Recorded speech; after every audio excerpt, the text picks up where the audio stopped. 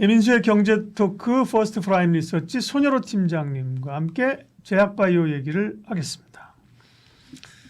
글로벌로 보면 제약바이오는 환경이 어떻나요? 사실 지금 제약바이오가 굉장히 기대감은 있고 학회도 하고 그러는데 제약바이오도 네. 막 업창이 막 오르는 건 아니에요. 그죠? 일부 종목들이 막 급등하고 이런 거잖아요. 네. 그러면 제약바이오 환경은 좀 이전에 눌려있던 요인들이 좀 개선이 돼가고 있는 건가요?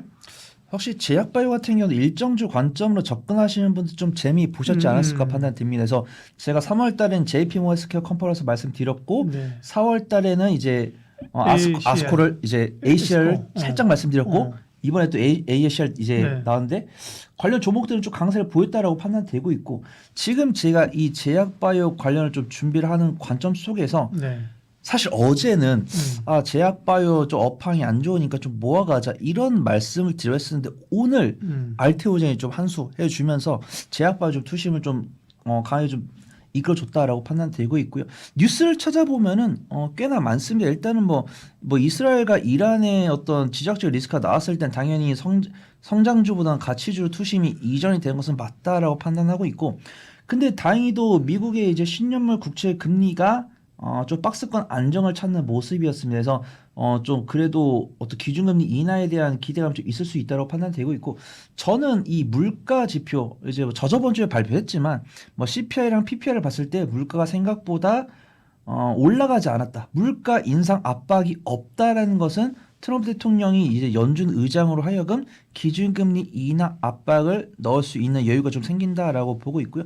그나마 이제 많은 분들께서 걱정을 하시는데 지정학적 리스크 터져가지고 유가가 올라가게 되면은 물가가 올라갈 거다 이렇게 생각을 하고 계시는데 저는 일단은 저는 단기적인 관점으로 지정학적 리스크 같은 경우는 단기적인 관점으로 보고 있기 때문에 만약에 제가 자리를 떠났는데 트럼프 대통령이 싸우지 말아라라고 이야기를 했음에도 불구하고 한 1주나 2주 정도 더 전쟁을 해가지고 유가가 74달러에서 80달러, 82달러 상태를 2주나 이 정도 더 유지한다. 그랬을 때는 제약바이오 좀 쉽지 않을 거다라고 좀 말씀을 좀 드릴 거고요.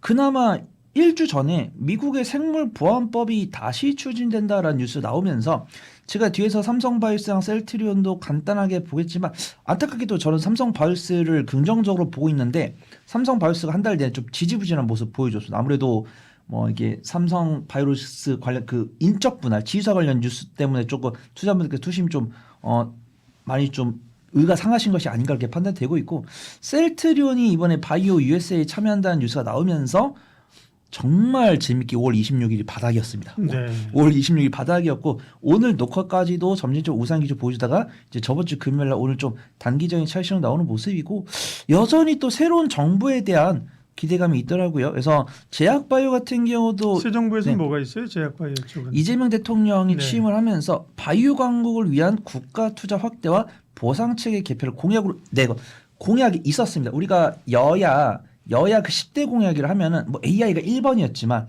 그 아래에 이제 신재생 에너지 있었고 그다음에 이제 전력 사업이 인프라 투자 이런 뉴스 있었고 제약바이오 있었습니다. 그래서 2차 전지랑 유사한 상황인 거죠.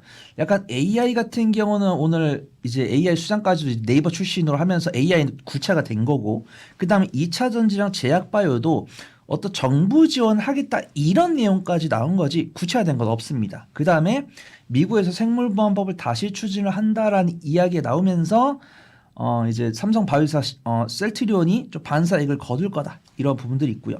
근데 다만 아쉬운 거는 두 가지는 지정학적 리스크가 좀 장기화될 가능성. 그다음에 우리나라 같은 경우는 기준금리를 내렸지만 미국 같은 경우는 동결했고 제가 이번에 또 뉴스 검색을 해보니까 미국 같은 경우는 이번에도 기준금리를 동결했음에도 불구하고 다음 FOMC에서도 기준금리 4.5%를 그대로 유지할 가능성이 높다라고 평가를 합니다. 그래서 지금 보면은 이제 FOMC 의사록이 저번 주 나왔고 그다음에 제가 저번 녹화할 때도 FOMC가 열리는 주간이었고 FOMC 주간은 이제 6주 단위로 있기 때문에 아마 다다음 주쯤에 이제 FOMC가 열릴 건데 전망은 달라질 수 있죠. 갑자기 어떤 뉴스 나와서 기준금리 인하하겠다 이런 얘기도 나올 수 있는데 이번 주 FOMC 이번 주.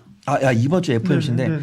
만약에 기준금리 동결한다라는 뉴스가 네. 나왔을 때 저는 제약바이오 좀 보수적으로 봐야 되지만 다행히도 제가 옥으로 평가하고 있는 종목들은 시세가 좋은 종목들만 준비했고 이번 주에 또 바이오 USA가 준비가 돼 있으니까 그 부분 관해서 좀 일정주 관점으로 보시면 좀 좋을 것 같습니다. 네, 그러니까요. 제약바이오는 말씀하신 것이 환경, 그다음에 스케줄, 네. 그다음에 그때 어떤 테마, 그죠? 이런 거잖아요. 그 일정은 남아 있는 게 뭐가 있어요? 네. 네, 확실하게 만약에 제약바이오를 사도 되냐 안 되냐는 네. 매매를 못 하시는 분들께는 권장드리지 못하는 상황입니다. 변동성이 만약에 크니까. 이제 생물보안법을 추진을 해서 뭐 예를 들어서 하원이라도 통과했다. 그럼 저 1단계 클리어. 그다음에 뭐 이제 FMC가 이번 주에 열리는데 기준금리 동결로 예상이 되고 있는데 대외 변수를 고려했을 때 물가의 상승 압력이 뭐 컨센서스 대비해서 CPI나 PPI가 컨센서스 대비 낮게 나왔으니까 더 이상 이런 4.5% 고금리를 유지할 유인이 없었다. 금리 인하하겠다. 이랬을 때 이제 긍정적인 거고 그다음에 또 이번 정권 특성상 어떤 민생 지원 자금이나 이런 좀 민생 지원 자금 좀 줬을 때는 시장의 유동적이 풀렸을 때는 성장적인 투심이 개선될 수 있을 거다라고 보고 있는데 대외적으로는 제가 이 모든 게 다 예상이잖아요. 다 예상이기 때문에 나는 이렇게 예상을 하고 있는데 제약바이오 관련 종목도 어떻게 움직이고 했는데 제약바이오 100개 중에 좋게 움직인 종목이 10개가 안 되는데 그 10개는 바이오 USA라는 일정이 있기 때문에 움직이고 있기 때문에 그 종목에 한해서는 이번 주 한번 유심히 보자. 그렇게 좀 판단하고 있습니다. 네. 제약바이오는 사실 관심도 많고 기대도 많고 변동성도 있지요. 네. 그러니까 제약바이오 같은 거 ETF를 사도 별로 재미가 없을 거예요. 왜냐면 그죠? 그 안에서 맞습니다. 오르는 것만 오르니까. 그러면 이제 제약바이오 중에서 좀 관심 그 안에서 섹터 관심 종목 압축해 보죠.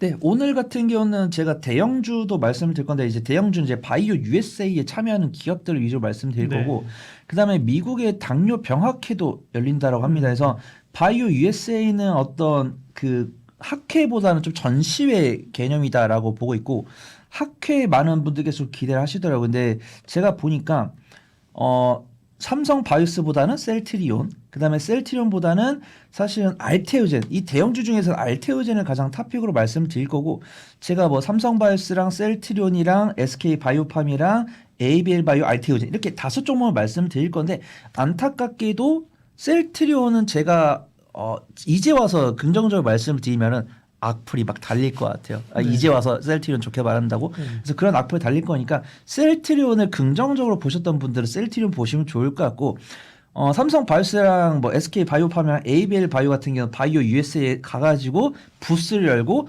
자신들이 만들고 있는 신약을 이제 공개를 할 거다. 이런 이야기 나오고 있는데 ABL 바이오 같은 경우는 많이 올라갔죠. 그 AACR 기대감에 많이 올랐다가 외국인 기관의 단기차익이 나오기 때문에 ABL 바이오 관심 종목에 넣어놓으시면 될 것 같고 SK 바이오팜 같은 경우도 긍정적인 뉴스가 나왔음에도 불구하고 외국인 기관이 팔고 있기 때문에 이 종목 역시도 이제 뭐 매매 관점이나 그냥 관심만 가시면 좋을 것 같고 삼성 바이오닉스는 모아가는 관점으로 보시면 좋을 것 같은데 제가 삼성 바이오닉스는 굉장히 좀 좋아했었는데 지난 한 달간 좀 지지부진한 모습 보여줘서 좀 면목이 없지만 좀 믿고 기다리면은 그래도 한 10에서 15% 이상은 가져갈 거다라고 보고 있고 알테오젠이 이제 리포트가 나왔는데 제가 좀 반은 잘했고 반은 못했다라고 판단되고 있는데 이 정도로 잘할 줄 몰랐습니다. 그래서 우리 엄민용 애널리스트 굉장히 좀 대단하다 이렇게 판단하고 있고요. 알테오젠 제가 예전에 뭐 39만 할 때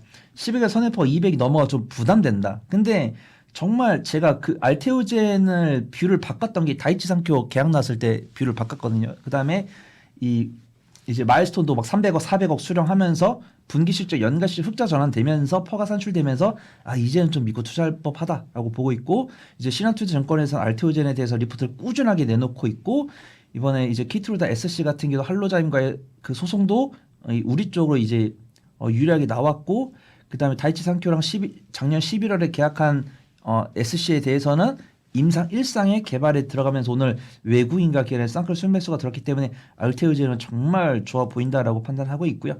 매매 전략은 제가 저번 달에 이제 뭐 39만 원에서 뭐 31만 원까지 갈 때 적금 넣듯이 이제 매수하신 분들 평단이 35 정도 될 거다라고 말씀드렸었고 그냥 손 팀장을 너무 믿어서 39에 몰빵을 하신 분들도 수익이실 테니까 지금 40만 원 넘어가 41만 원이니까 저를 믿고 알테오젠을 몰빵하신 분들은 절반 정도 비중 줄여주시면 좋을 것 같고 만약에 35만 원 평단이 35만 원대다 이러신 분들도 내 보유 비중에 한 20에서 25% 수익 정산해가지고 맛있는 거 사 드신 다음에 알테오젠을 신규로 매수하고자 하시는 분들은 내가 만약에 1,000만 원을 매수를 할 거다라고 했을 때는 한 100만 원 정도는 매수를 할 수 있다라고 보고 있고 나머지 100만 원은 만약에 알테오젠이 여기서 단기 차익 나가지고 만약에 박스를 돌파 못하고 밀렸을 때는 뭐 36만 원에서 32만 원 사이로 분할 매수하면서 이제 박스권 매매를 해보시면 좋을 것 같다라고 평가를 하고 있습니다. 펩트론은 최근에 변동성이 컸어요, 그죠? 뭐 또 뭐라 그러죠? 소송이라고 해야 되나? 특허라고 해야 되나? 그죠? 네. 우선은 이제 펩트론 같은 네. 경우는 원래는 이제 일라릴레에다가 스마트 대포 이게 펩트론이 만들고 있는 기술 이름이잖아요. 예. 약효를 지성시키는 플랫폼 이름이 스마트 대포인데 원래는 이제 펩트론이 이제 개발을 하고 있다가 작년 10월에 일라릴이랑 이 스마트 대포를 이제 플랫폼을 적용을 시키는지 했고 이제 평가 기간 14개월로 뒀기 때문에 작년 10월이니까 2026년 2월쯤에 결과가 나올 건데 이제 주가는 이제 6개월 선행한다고 하면서 다들 미리 관심을 가지고 계시더라고요. 펩트론 이거 스마트 대포 평가 잘 되고 있나? 왜 아무 말 없지? 이러다가 이제 일주일 전에 일라릴리가 펩트론의 그 경쟁사. 그래서 이제 펩트론이 한가 갔던 이유가 맞아요. 펩트론이 그러면 물 먹은 낙동강을 오리알된 거 아니냐고 했었는데 펩트론 같은 경우는 자신들이 평가 과정은 꾸준하게 진행을 되고 있고 일라릴리 같은 경우도 약간 이제 밸류체인 다각화로 인해서 우리랑도 하고 있지만 우리랑 유사한 것을 개발하고 있는 다른 기업과 손을 잡은 거니까 우리 기술 개발도 너무 염려하지 말아다 이렇게 이야기를 하면서 좀 주가가 회복되고 있는 모습인데 일단 외국인과 기관의 매도세 나오면서 하한가 같고 그다음에 이제 탱탱볼 튀기듯이 기술적 반등이 나왔는데 이 기술적 반등 나왔을 때는 이제 외국인과 기관의 매수가 들어오고 있기 때문에 뭐 펩트론을 이제 우리 구독자분들 잘 기억을 하셔야 되는 게 제가 펩트론을 이제 처음 말씀드리는 게 아닙니다. 저도 펩트론 옛날에 맞아요. 네. 말씀드린 적이 있었는데 뭐 이제 와서 제가 제가 몇 월 며칠에 펩트론 말씀드린 거 기억나시냐 이런 타입이 아니기 때문에 펩트론을 이제 와서 매수를 하겠다고 했을 때 저는 매수해 볼만하다라고 판단합니다. 아직 이동 평균선까지 안 닿았기 때문에 갭을 좀 메꿔야 돼요. 그래서 근데 수급만 봤을 때는 펩트론 매수가 가능하지만 굳이 지금 녹화본을 보시고 펩트론 바로 매수하시기보다는 손 팀장 펩트론 긍정적으로 보고 있네? 그럼 펩트론 차트 켜보고 21선이나 61선에 이제 괴리를 얼마나 줄였는지 다 갔을 때 그때부터 이제 분할 매수를 하시는 게 안전해 보인다. 저는 펩트론을 그렇게 보고 있습니다. 네. 자, 그러면 제약바이오는 사실 종목을 선택하는 게 굉장히 어렵죠. 오늘 관심 있게 볼 기업은요. 네, 저는 사실은 안정성보다는 변동성 위주로 우리 구독자분들께 소개를 드리고 있고요. 변동성보다 안정성이 아니고? 저는 변동성을 좋아합니다. 네. 약간 좀 카멜레온처럼 좀 바뀌기도 하는데 좋습니다. 그래서 저는 시장이 너무 안 좋으면 안정성이죠. 그래서 만약에 오늘 아침에 녹화를 했거나 아니면 어제 금요일 날 녹화를 했으면 안정성 위주로 봤을 때 오늘 다행히 뭐 시장이 제 예상과는 다르게 굉장히 좀 강했기 때문에 변동성 위주로 좀 보셔야 된다라고 판단하고 있고요. 저는 안정성 측면에서는 알테오젠이고 변동성 측면에서는 에스티팜 말씀을 드리려고 했는데 사실은 이 미국의 당뇨 병학회에서 비만 당뇨 치료제 관련을 발표를 하는 것은 동아 ST거든요. 근데 정작 동아 ST가 안 움직이고 동아 소시홀딩스랑 ST팜이 움직이는 모습입니다. 그래서 이렇게 세 친구가 있죠. 그래서 동아 소시홀딩스가 지주사고 이제 ADC를 개발하고 있는 곳이 이제 동아 ST. 그다음에 이 ADC랑 비만 당뇨 치료제 필요한 원재료를 만들고 있는 기업이 ST팜인데 저는 매매를 정말 잘합니다라고 하신 분들 사실 동아소시홀딩스를 봐야죠. 동아소시홀딩스가 그러니까 이것도 재밌는 거죠. 이 당뇨 병학회에 참여하는 기업은 동아 ST인데 동아소시홀딩스가 움직이고 있어요. 그럼 내가 단기간 안에 수익을 내기 위해서는 동아 ST보다 동아소시홀딩스를 보는 게 맞다라고 판단하고 있고 근데 동아소시홀딩스가 지금 시세가 이미 기대감이 반영돼서 2주 넘게 상승했을 때 그 뒤를 쫓을 수 있는 종목이 뭘까라고 했을 때 당연히 같은 계열사인 동아 ST랑 ST팜을 봐야 되는데 ST팜이 기술적 위치랑 수급병이 괜찮다는 것이죠. 오늘 ST팜이 안타깝게도 제가 이 녹화를 진행하는 오늘은 외국인과 기관의 순매도가 일부 나왔지만 저번 주 금요일 같은 경우는 외국인과 기관의 순매수가 나왔고 실적이 괜찮습니다. 원료 이제 의약품에 들어가는 원료를 만들고 있기 때문에 흑자를 유지하고 있고요.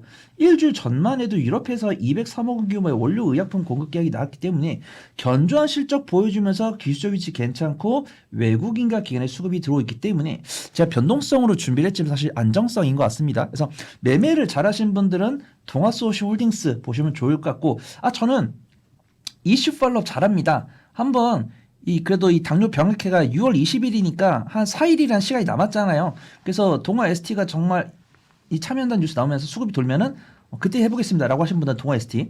저는 그냥 손 팀장 믿고 한 3세 분할 매수했다가 2주 정도 지켜보겠습니다. 이러신 분들은 ST팜이 나아 보인다. 그렇게 좀 말씀을 드리도록 하겠습니다. 네, 제약바이오 이야기 쭉 관심 종목들 언급을 카테고리를 말씀해 주셨고요. 눈여겨볼 만한 기업으로는 ST팜을 말씀하셨습니다. 네, 알테오젠 화이팅! 파이팅 하겠습니다. 네, 알테오젠 손 팀장님 얘기하신 분들은 수익 많이 난 거잖아요, 그죠? 근데 저는 사실 좀 부끄러운 게 저 네. 이전에 이미 알테오즈 강하게 말씀을 드린 분들 계셔가지고 네, 네. 혹시라도 작년 연말에 제가 좀 스탠스를 바꿔가지고 알테오즈 좀 강력하게 봐야겠다라고 해가지고 알테오젠 사가지고 저도 알테오젠 갖고 수익 짭짤하게 보고 있거든요. 네. 그래서 알테오젠 갖고 수익 보신 분들은 알테오젠 꾸준하게 박스권 매매 알테오젠 70만 원, 80만 원 갈 때까지 박스권 매매해 보시고 이 제약바이오 영상에다가 응원 한마디 남겨주시면 네, 제가 좋을 것 같습니다. 좋습니다. 여러분들 아셨죠? 네, 손여로를 여로해 주십시오. 여로인가? 네, 연호해 주십시오. 연호, 손여로 연호. 네, 이 연사 목청 높여 외치겠습니다. 네, 손여로 팀장님과 함께했어요. 고맙습니다. 감사합니다.